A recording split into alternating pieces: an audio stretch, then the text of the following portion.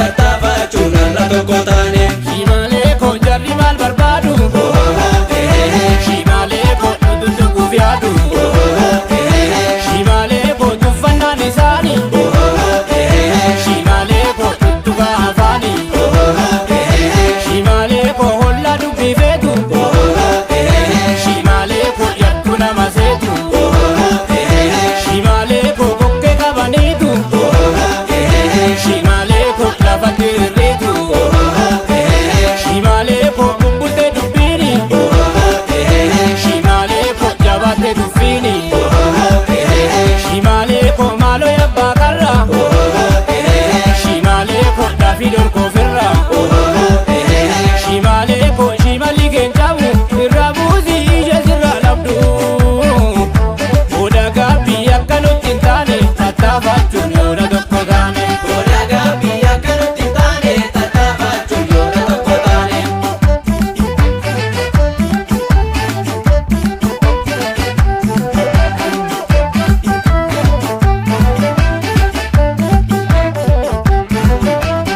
Idee imlaa deemsa karaa dheeraa hiyya dhugaa lallabnee dandii waloo jalqabnee. Midee imlaa raskinoon dadhabne hidhi kaayyoo jalqabnee wal facaasutti dhabnee. Idee imlaa deemsa karaa dheeraa hiyya dhugaa lallabnee dandii waloo jalqabnee. Idee imlaa raskinoon dadhabne hidhi kaayyoo jalqabnee wal facaasutti dhabnee.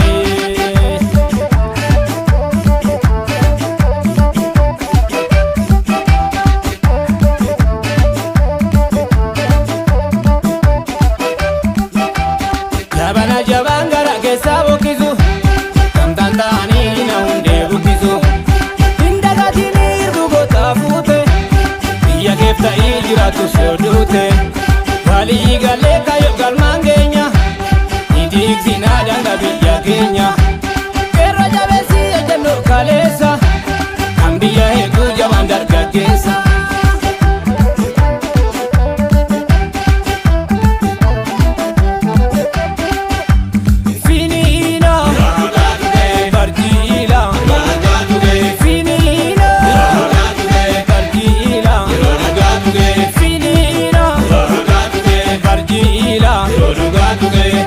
Shimaalee koo shimalli keencabdu irra buusii ija sirra labdu.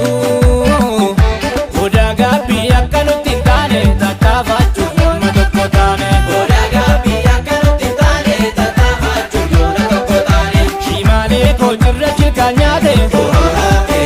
Shimaalee koo suuta suuta cabsa. Shimaalee koo dubbiin ifa baate. Shimaalee koo hollaan jibba labsa. Shimaalee koo kunneen lafa biraasa.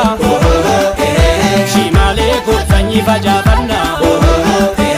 Shimaalee koo jabdu akka rasaasa. Shimaalee koo ogummaa baafanna. Shimaalee koo gadadoo sardiidha.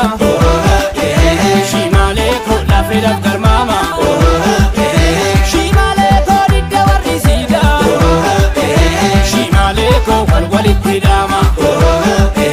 Shimaalee koo shimalli keencabdu irra buusii ija sirra labdu. Odaa gaabbii akka nutti hin taane tattaafachuun yoona tokko taane.